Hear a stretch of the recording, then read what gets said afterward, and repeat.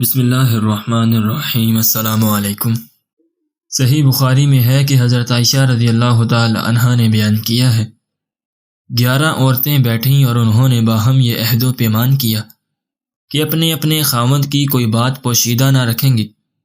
پہلی نے کہا، میرا خاوند تو ایسا ہے جیسے دبلے اونٹ کا گوشت کسی دلدل والے پہاڑ کی چوٹی پر رکھا ہو اور اس کی نرم زمین نہ ہو کہ کوئی اس پر چڑھ سکے، نہ ایسا فربا گوشت ہے کہ خسک آئے، مراد یہ ہے کہ وہ بخیل اور بدخلق ہے۔ دوسری نے کہا، میں اپنے خاوند کی باتیں شائع نہیں کرتی، مجھے ڈر ہے کہ کہیں وہ مجھے چھوڑ نہ دے، میں بیان کرنے آؤں گی ذرا ذرا بیان کر کے رکھ دوں گی، مراد یہ ہے کہ اس میں بکثرت عیب ہیں۔ تیسری نے کہا، میرا خاوند دراز قد ہے، اگر میں اس کے بارے میں بولوں تو مجھے طلاق مل جائے، اور اگر چپ رہوں تو مجھے بیچ ادھر میں ڈال رکھے، یعنی ایسا جیسے کہ کوئی بے خامد والی ہو۔ چوتھی نے کہا، میرا خاوند تہامہ کی رات کی طرح ہے، اس میں نہ گرمی ہے اور نہ سردی، نہ خوف ہے نہ اس سے جی اکتاتا ہے، غرض یہ ہے کہ خوبیوں سے آراستہ ہے، اس سے جی نہیں گھبراتا کیونکہ اس میں کوئی ناگوار بات نہیں۔ پانچویں نے کہا، میرا خاوند اگر آتا ہے تو چیتا ہے، یعنی نرم خوئی کرتا ہے، اور اگر جاتا ہے تو شیر ہو جاتا ہے، یعنی اس کی ہیبت طاری ہو جاتی ہے، جو گھر میں رکھ دیتا ہے پھر کبھی اس کو نہیں پوچھتا، غرض یہ ہے کہ وہ کریم ہے اور سوتا بہت ہے، کیونکہ چیتا زیادہ سونے کے ساتھ موصوف ہے، اور شیر کیسے کام کرتا ہے، اور وہ ایک درندہ جانور ہے کیونکہ گوشت مکوی بدن ہے اور عقل اور فہم کو نہایت تیز کرتا ہے، اور وہ امام مالک کے نزدیک حلال ہے۔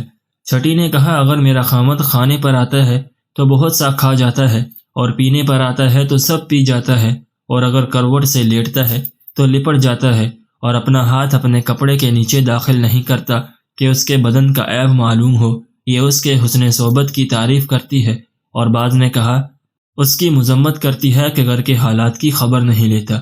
ساتویں نے کہا، میرا خاوند نامرد ہے، یعنی آنین ہے، جس کی زوجہ کے لیے علماء نے اختیار ثابت کیا ہے، اور احمق ہے، اور احمق اسے کہتے ہیں جو باوجود قباحت سے واقف ہونے کے بے موقع کام کرے۔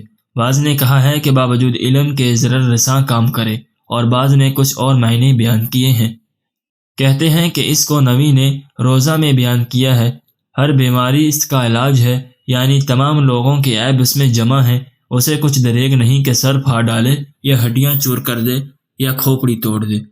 آٹھویں نے کہا، میرے خاوند کا بدن ٹٹولنے میں خرگوش کی طرح نرم معلوم ہوتا ہے اور اس سے زرنب کی خوشبو آتی ہے۔ نویں نے کہا، میرا خاوند بلند ستون والا، یعنی اس کا مکان عالی شان ہے، اس کی تلوار کا پرتلا لمبا ہے، یعنی دراز قد ہے، راکھ کا اس کے یہاں ڈیر رہتا ہے، یعنی لوگوں کی ضیافت میں بہت کچھ پکوایا کرتا ہے، اور مکان ضیافت سے اس کی جائے بود و باش قریب ہے۔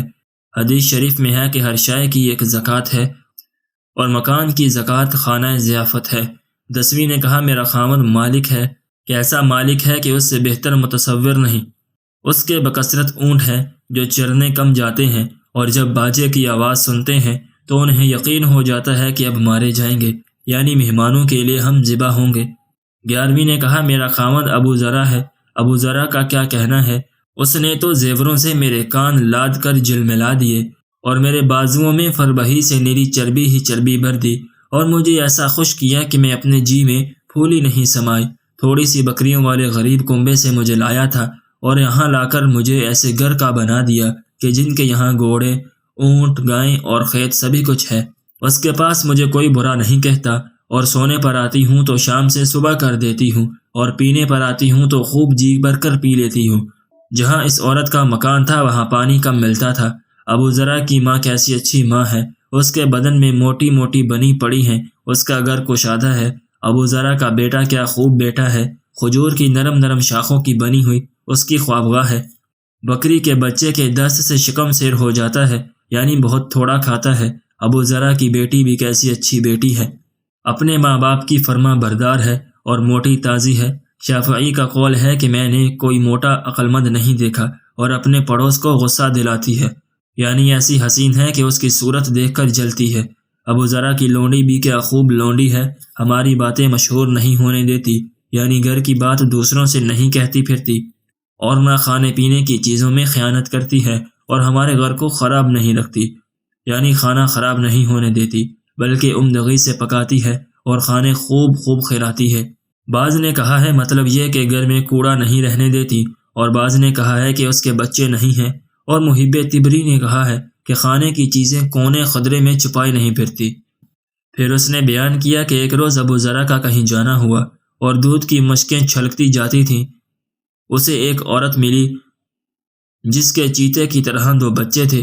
تب اس نے مجھے طلاق دے دی اور اس سے نکاح کر لیا۔ میں نے اس کے بعد ایک سردار سے نکاح کر لیا جو سبق سیر گھوڑے پر سوار ہوتا تھا اور نیزہ لے کر چلتا تھا۔ شام کو میرے پاس بکثرت اونٹ لایا اور مجھے ہر قسم کی چیزوں کی ایک جوڑی دی اور بولا، اے ام ذرا، کھا اور اپنے کنبے والوں کو کھلا۔ پھر اس نے کہا کہ اگر میں وہ تمام چیزیں جو اس نے مجھے دی تھیں جمع کروں، جب بھی ابو ذرا کے ایک چھوٹے سے برتن کو نہیں پہنچ سکتی۔ رافعی نے کہا ہے کہ سرزمین یمن کے ایک قریہ میں ایام جاہلیت میں یہ لوگ رہتے تھے۔ اللہ تعالی ہمیں غیبت جیسی برائی سے محفوظ فرمائے۔ ناظرین، اگر آپ کو آج کی ہماری یہ ویڈیو پسند آئی ہو تو ہماری ویڈیو کو لائک کریں، اور اگر آپ نے ابھی تک ہمارا چینل سبسکرائب نہیں کیا تو ہمارے چینل کو بھی سبسکرائب کر لیں، اور اپنے دوستوں کے ساتھ اس ویڈیو کو شیئر بھی ضرور کریں۔